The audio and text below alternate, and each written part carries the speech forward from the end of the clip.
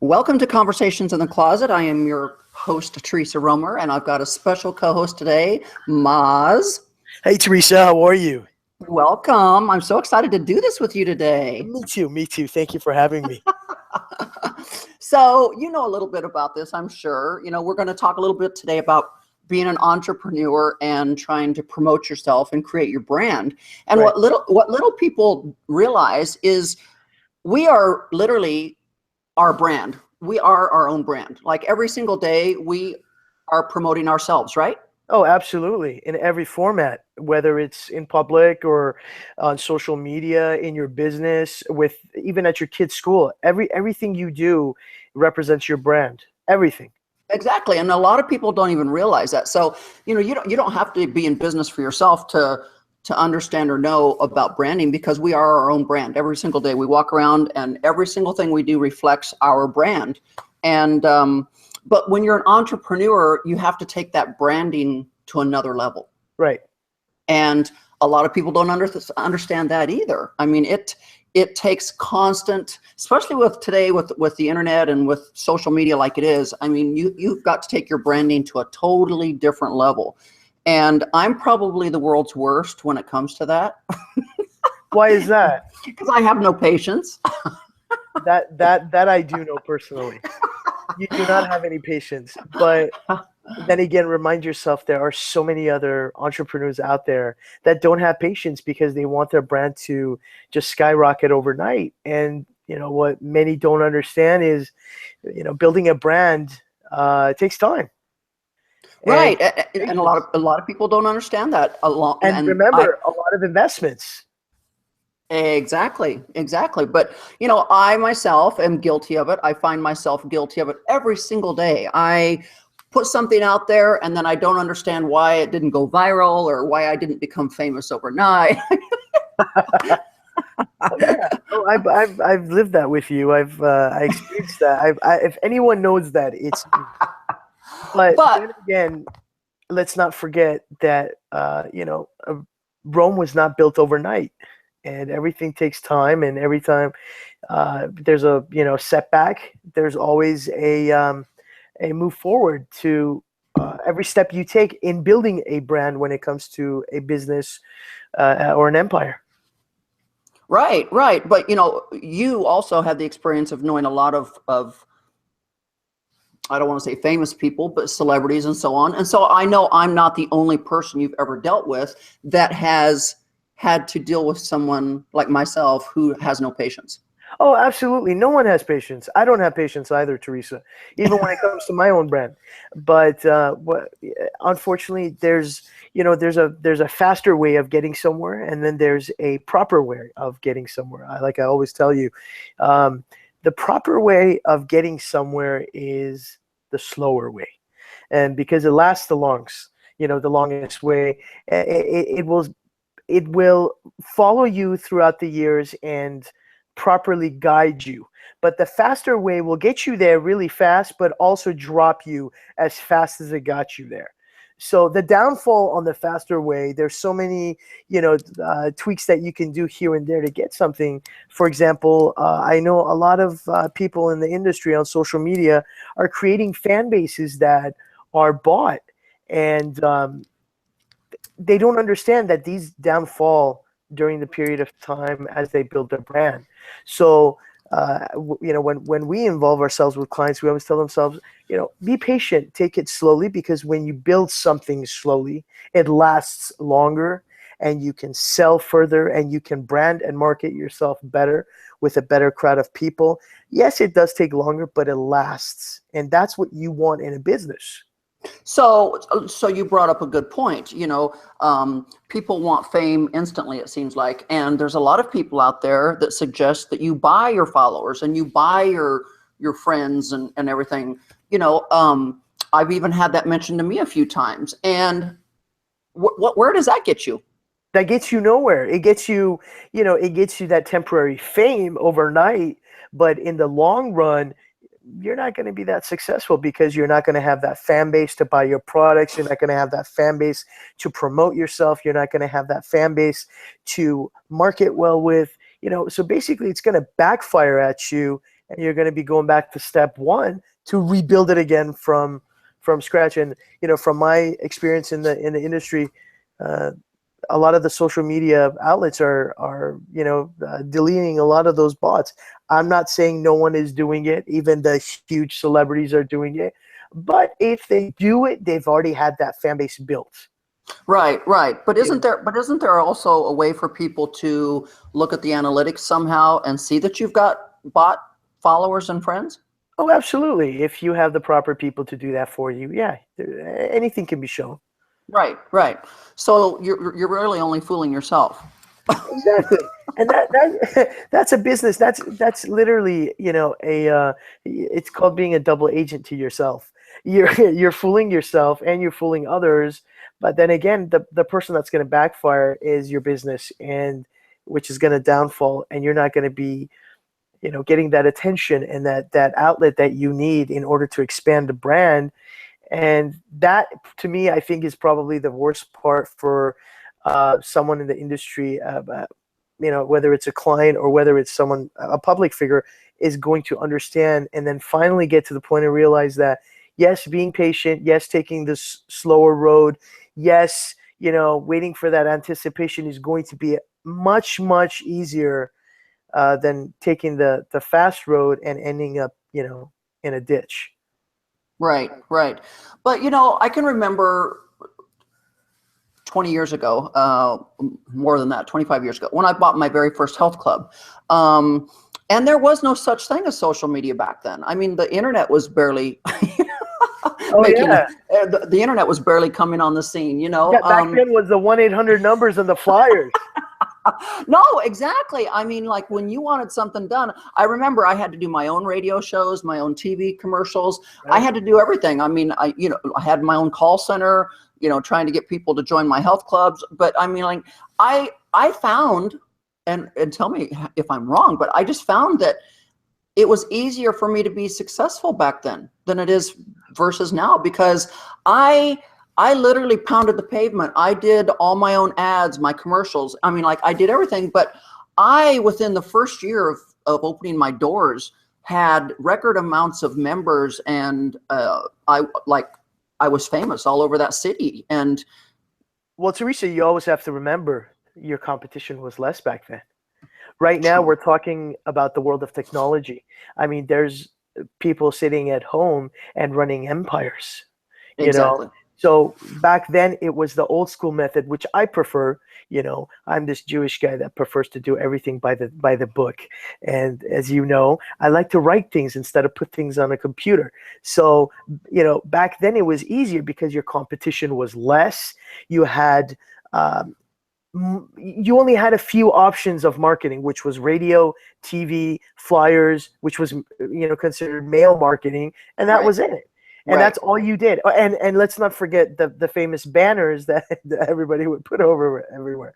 But now we're looking into social media. We're looking into email blasters. We're looking into how many hits that, for example, back then you had a fitness club. How many hits that fitness club get? What do I have to do to outbeat them? Now we're looking at over hundreds of outlets to expand a brand, and you have to keep up with every single one of them. So in your opinion, what do you think the average is or average maybe years it is to take to build a brand? Because I know I've been really hard hitting trying to successfully build the Teresa Romer brand now for 7 years. Well, Teresa, your case is a little bit different. You're actually very marketable.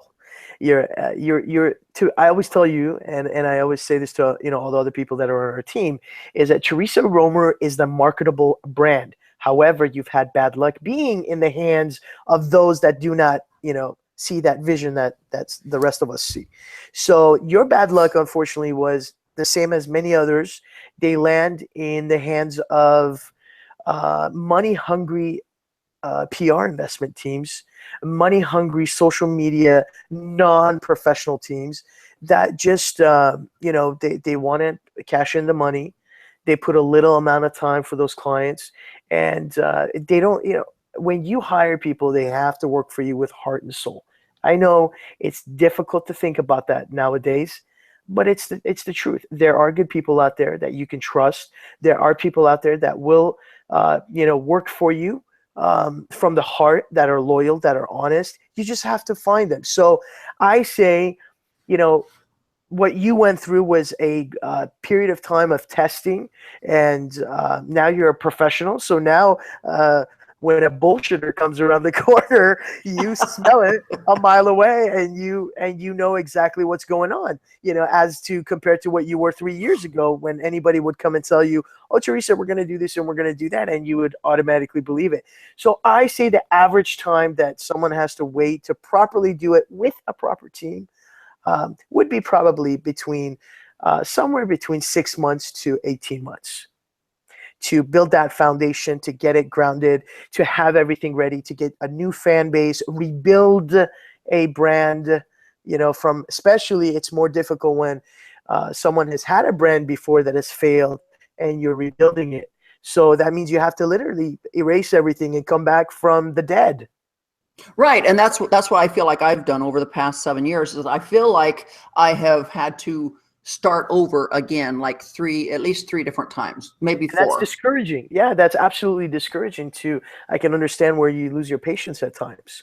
So it's almost like falling off of a horse. I could have easily fallen off the horse and said, "Forget it, I'm done," or I just get back on the horse again and I try it again. So, but it just feels like every time I've had to start over, it's like, it's like so much precious time I've lost. Oh, absolutely. And if I would have if I would have got it right the first time. No one gets it right the first time. That's life, no one gets it right the first time. I guess we all need that. We all need that lesson. No one gets it right the first time. And it was a process that every business owner or public figure has to go through in order to build that foundation with the people they work with. I think a team is very important to have. They are your backbone, whether it's your PR, whether it's your marketing, whether it's your online marketing. All these people have to come together and create that vibe and that atmosphere of, just visions. Visions are very important. It takes time. I'm going to remind everyone again, Rome was not built overnight, So, but it is discouraging when, someone like you goes through what you went through and is waiting. And I also find it's hard to find people that sees your vision too. Right. They get a hold of you and they think there's supposed to be a different vision. And you're like, "No, not really. This is what I want to do." And they're like, "No, we don't. That's not what we want you to do. We want you to do this." So then it kind of throws you off track, and you don't get anywhere because your heart and soul's not in it, because it's not your vision. And well, the most important thing is always to listen to a customer, regardless of what it is. Even if it's a McDonald's, if that person just wants a plain Big Mac, you just give them a plain Big Mac.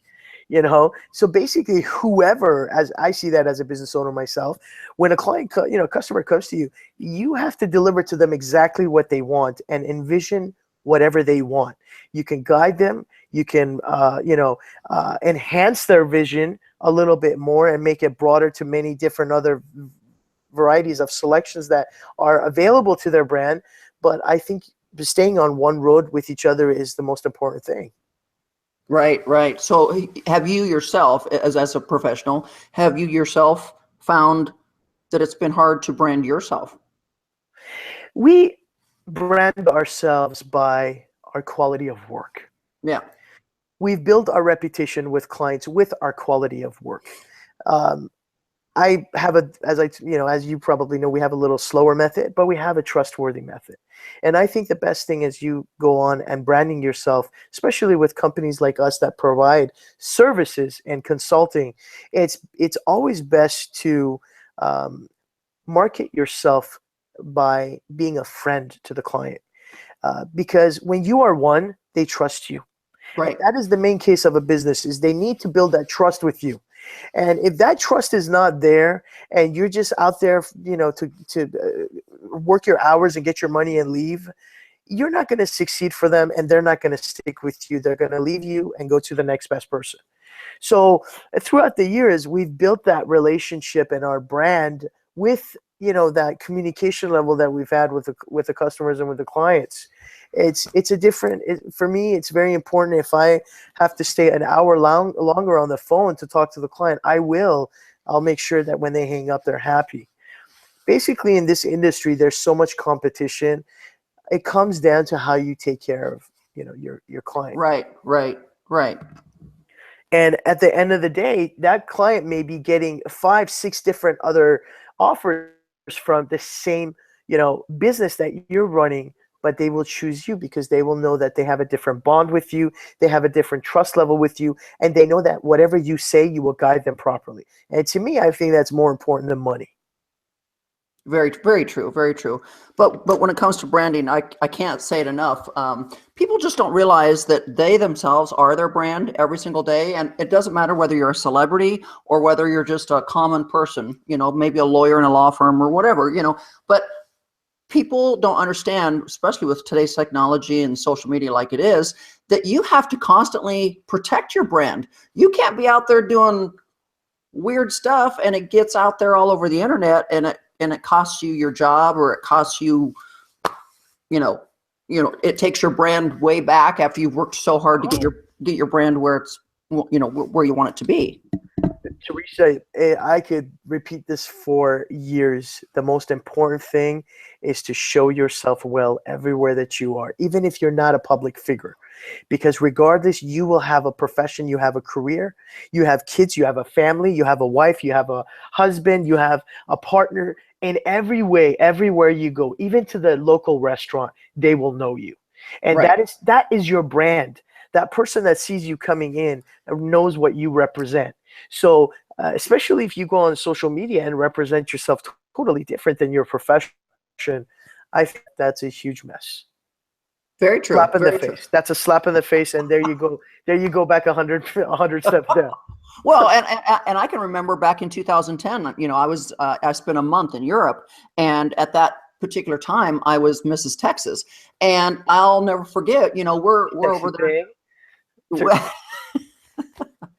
But we're over in Europe for a month, and we're at Nikki Beach in San Tropez, and people are topless everywhere, right? And everybody in our group was like, "Oh, Teresa, you need to go topless." And I said, "Are you kidding me?" I said, "I am Mrs. Texas right now." Well, if they're I wouldn't have mind seeing you topless at Nikki.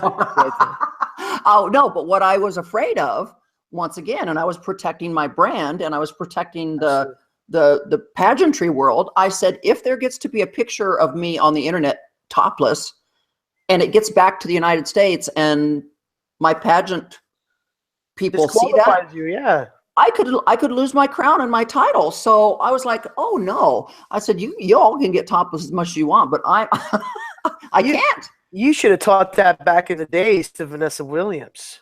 You should have motivated her back then.